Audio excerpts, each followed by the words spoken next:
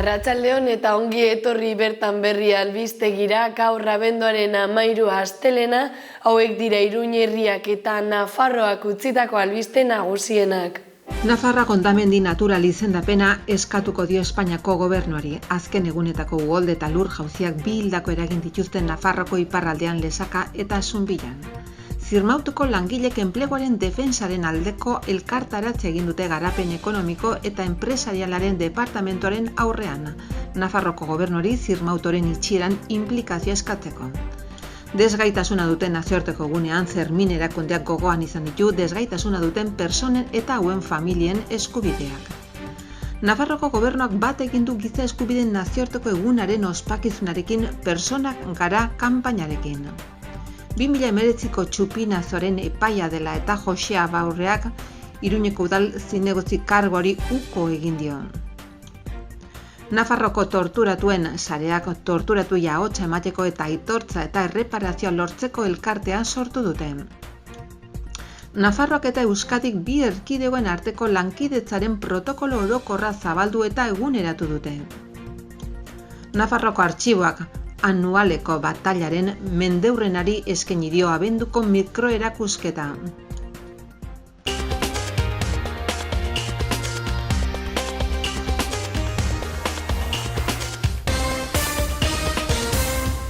Nafarroak hondamendi natural izendapena eskatuko dio Espainiako gobernuari. Azken egunetako uholde eta lur jauziak bi hildako eragin dituzte Nafarroako iparraldean, Lesaka eta Zunbillan. Atzo atera zuten Bidasoako uretatik ostiralean desagertu zen Elizondoko gizonaren gorpua. Azken egunetan uholdeak eta lur jauziak sortutako kalteak direla eta eremua hondamendi natural izendatzea eskatuko du Nafarroko gobernuak Espainiakoari. Honen berri eman du atzo foru gobernuko lehendakariak Falces herrian eskainitako prentsaurrekoan. Nafarroko herriberan uholdeak izan duen kalteen isladaren testigu izan ziren Nafarroko gobernuko agintariak. Baita Fernando Grande Marlaska Espainiako barne ministroak San Adrian bisitatu baitzuen arratsaldean uholdek eragin dituzten kalteak ikusteko.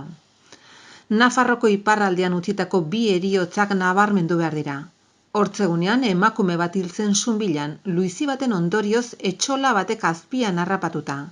Eta igandean ostiraletik desagertuta zegoen Elizondoko bizilagunaren gorpua atera zuten Bidasoako uretatik.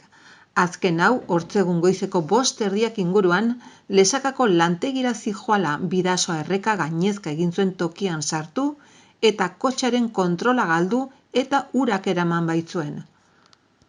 Zirmautoko langileek enpleguaren defentsaren aldeko elkarretaratzea egin dute garapen ekonomiko eta enpresarialaren departamentuaren aurrean, Nafarroako gobernuari Zirmautoren itxieran inplikazioa eskatzeko. Pasaden ostiralean Zirmautoko langilek enpleguaren defensaren aldeko bertze urras bat gehiago emana izan zuten. Horretarako goizeko 11:00 aintzinera Iruñako Tomas Caballero parkean, garapen ekonomiko eta enpresarialaren departamentuaren aintzinean elkartaratzea egin zuten. Ekimenakin eskatu nahi izan zioten gobernuari Zirmautoren itxieran inplikazio gehiago. Etorri gara ona gaur delako azken eguna langileentzat, Zirmautoko langileentzat, 12an kaleratzeak izango dira eta hortik aurrera geratzen zaiguna da epaitegia.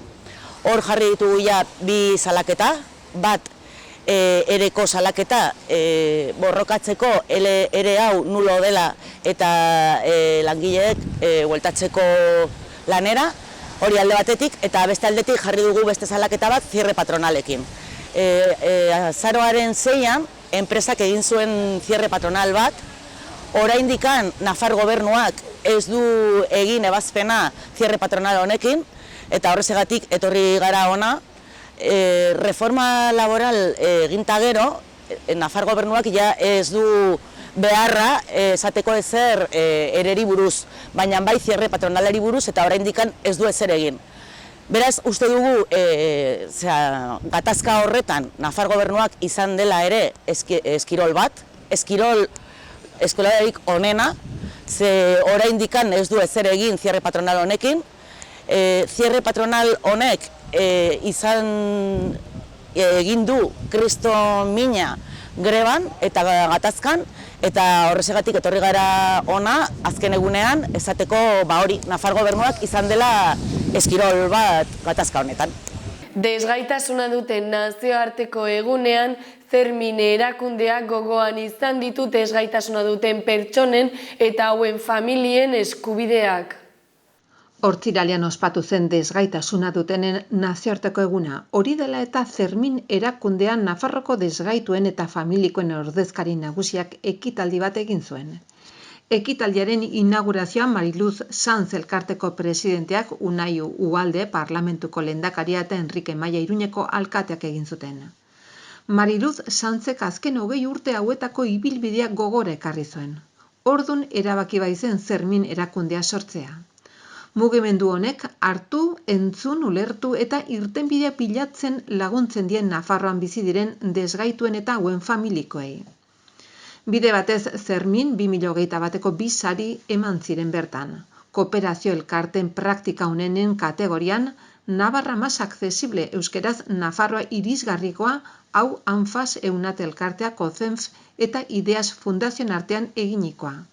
Eta bertze saria erkidego edo tokiko ekintza onenaren kategorian, Exposición y actos culturales, hau Nafarroko gobernuko bake bizikidetza eta giza eskubideen departamentuari eman zitzaien. Sari banaketa ondoren bideo bat eskaini zen non ahotsa ematen zaien Nafarroko desgaituen eta hauen familikoei. Hauek bideo proiekzionen bidez gizarte inklusiboago eskatu dute, non irisgarritasun unibertsala diren neurriak aplikatzen diren, eta hauen eskubideak errespetatuak eta bermatuak izaten diren. Hezkuntza eta enpleguan aukerak bermatzeko eskaera ere egin dute, bide batez pertsona hauen bizitza proiektuak gauzatu ahal izateko. Ekitaldiaren itxiera egin du Carmen Maeztu gobernuko eskubide sozialen kontseilariak. Eta eskubideak aitortzeko beharraz ere hitz egin behar dugu. Hala aldarrikatzen du Zerminek, eta hori da Nafarroako Unibertsitate Publikoak, Nafarroako Parlamentuarekin eta Zerminekin batera sinatutako akordioari esker, aurten egindako txostenean foru legeria ezgaitasunak dituzten pertsonen eskubidei buruzko nazioarteko konbentziora egokitzeari buruzko txostenean jasotzen dena. Nafarroako gobernua txosten hori aintzat hartuta ari da lanean, 2019-2023 legegintzaldirako programa akordioa betetzeko bidean bertan jasotzen baita honako konpromesua. Foru araudia egokitzea desgaitasuna duten pertsonek eskubidei buruzko nazio batuen erakundearen hitzarmenera eta nazioarteko hitzarmena betetzea. Nafarroako gobernuak bat egin du giza eskubideen nazioarteko egunaren ospakizunarekin, Pertsonak gara kanpainarekin. Herritarrekiko harremanetako departamentuko bakearen bizikidetzaren eta giza eskubideen zuzendaritza nagusiak bat egin du giza eskubideen nazioarteko egunaren ospakizunarekin eta sensibilizazio bideo bat atera du, Pertsona gara leloa ardatz hartuta. Ni pertsona naiz, zu bezala. Pertsona naiz, zu bezala. Pertsona naiz, zu bezala. Pertsona naiz, zu bezala.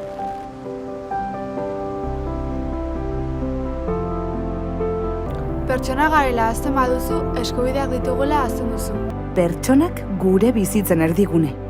Eskubide guziak pertsona guzientzat. Giza eskubideen nazioarteko eguna. 2019ko txupinazoaren epaia dela eta Jose Abaurreak zinegotzi kargoari uko egin dio. 2019ko San Ferminetako txupinazoak izan ziren gertakariak epaitegietan zirela eta akordioa erdietsi dute alde batetik EH Bilduko udal zinegotzia Jose Abaurrea, bertan inplikatuta zeuden udaltzainak eta Navarra Sumako zinegotzia Carmen Alba. Abaurrea udal zinegotziari 6 hilabetetik beherako espetxe zigorra ezarrita itxiko da jauzia. Aurrekari penalik ez duenez, ez du espetxeratu behar izanen, eta ez du hauteskunde zerrendetan parte hartzerik izanen. Gauzak horrela Jose Abaurrea EH Bilduko udal zinegotziak oharbidez adierazi du kargoa utziko duela. Abertzalen koalizioak azaldu duenez, idazkia osoko bilkuraren idazkaritzan aurkeztu da, eta hilaren 16ko bilkuran gauzatuko da. Hori ez gertatzekotan, aurrekontuen eztabaida amaitzen denean amaituko da. Abaurrean, kargu gabetzea. Eztabaida hori Enrique Maia abenduaren 30erako ezarri du. Gauzak horrela EH Bilduk salatu du murriztu egingo direla abaurrearen ordezkoak, Garbine Bueno Zabaltzak parte hartu alizateko epeak. Oposizioko lehen indarra izanik EH Bilduren erantzunkizuna aurrekontuak bezalako espediente garrantzitsu batean herritarren gehiengoaren borondatea errespetatzen dela bermatzen da. Adierazi du Joseba Sironek. Azpimarratu du aurrekontuak ezin direla aurrera atera alkatearen interes alderdikoengatik. EH Bilduren ustez abaurrea ez egotziaz aprobetxatu nahi luke alkateak bere kalitatezko bozkak berdinketa posible bat apurtuko bai luke, Iruñeko bozeramaile Joseba Sironek azaldu duenez. Nafarroako torturatuen sareak torturatuei ahotsa emateko eta aitortza eta erreparazioa lortzeko elkartea sortu dute. Nafarroko torturatuen sarea beste urrats bat eman du herrialdeko torturatuek behar duten aitortza eta erreparazioaren bidean aintzinera egiteko.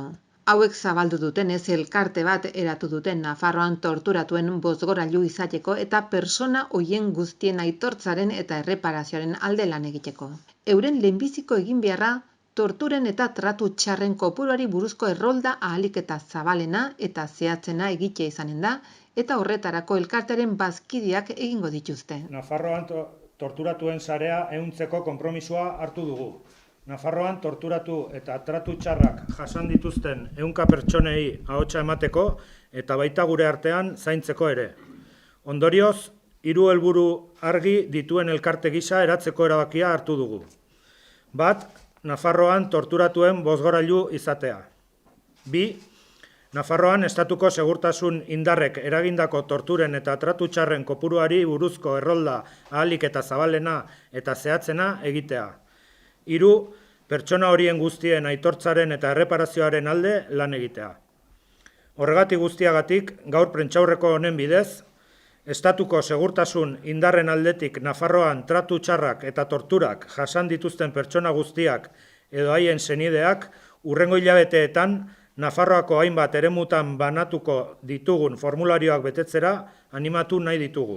Nafarroak eta Euskadik bi erkidegoen arteko lankidetzaren protokolo orokorra zabaldu eta eguneratu dute.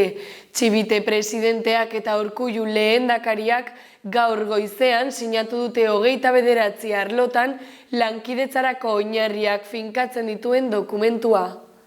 Maria Txibite Nafarroko lehendakariak eta Iñigo Urkullu Eusko Jaurlaritzako lehendakariak Nafarroko gobernuaren eta Eusko Jaurlaritzaren arteko lankidetzaren protokolo orokorra berritzea sinatu dute. Eta horrela bi erkidegoen arteko lankidetza eguneratuko da. Nafarroko lehendakariak Euskadirekin lankidetzan eta lanean jarraitzeko asmoa duela jakinarazi du.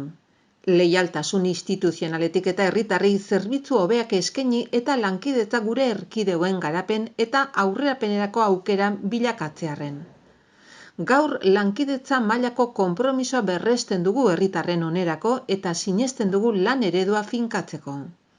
Nafarroko gobernuak adimen kolektiboa eta administrazioen arteko lankidetza aurrera egiteko modua egin nahi ditu, ekimen pribatuaren bidez eta hori guztionzat onuragarria izango da gure ustez adierazi du. Bestetik Urkullu lehendakariak nabarmendu du bi erkidegoen arteko harremana berezia dela, kidetasun historiko, linguistiko eta sozioekonomikoan oinarritua.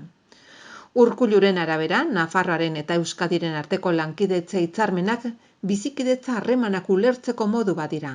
Bizi dugun pandemiak ondo erakusten du erronkak globalak direla. Beharrezkoa da esperientziak partekatzea eta trukatzea, elkarrekin ikastea, lankidetzatik erantzutearren. Hau ikasi dugun irakasgai bat da eta partekatu egiten dugu esan du. Akordioaren bidez bi erkidegoek 2016an sinaturikoa handitu eta eguneratuko da, eta bertan 5 eremutako 29 arlotan bi erkidegoek lankidetza jorratzeko oinarria finkatzen dira. Ekonomia, gizartea eta kultura, administrazioa, azpiegiturak eta teknologiak. Protokoloaren testuan adierazten denaren arabera, erkidegoen arteko lankidetzaren helburua da bi erkidegoen interes komunak asetzea. Hedabideen arrazionaltasunaren, sinpletasunaren, gardentasunaren eta ekonomiaren aldetik. Nafarroako artxiboak anualeko batailaren mendeurrenari eskaini dio abenduko mikroerakusketa. Mikroesposizioak Maroko Espainiarren mapa erakusten du. Anualeko guduaren mendeurrena betetzen denean, 1921 gertatutakoa Marokoko Espainiako babesletzari izenean, Nafarroko Errege Artxibo Nagusiak bere abenduko mikroerakusketa eskaini dio. Jendeari gertaeraiei buruz gordetzen dituen dokumentuetako batzuk erakusteko. Zehazki Espainiak 1912ko itunaren arabera Marokon zituen posizioen mapa bat erakusten da. Marokoko kanpainan desagertutako hainbat nafarren familiei esleitutako pentsioi buruzko testigantzak edo 1921ko armadaren ordezkapenaren errolda militarra. Anualeko guduaren mendeurreneko mikroerakusketa formatu txikiko erakusketa da, sarrera librea eta debaltezkoa, eta Nafarroko Artxiboko beheko galerian irekita egongo da abenduko egun guztietan. Goizeko 10:00 ordubitera eta arratsaldez 5:00 8:00. Eta hauek izan dira gaurko albiste nagusienak, eskerrik asko zuen arretagatik eta bihar arte.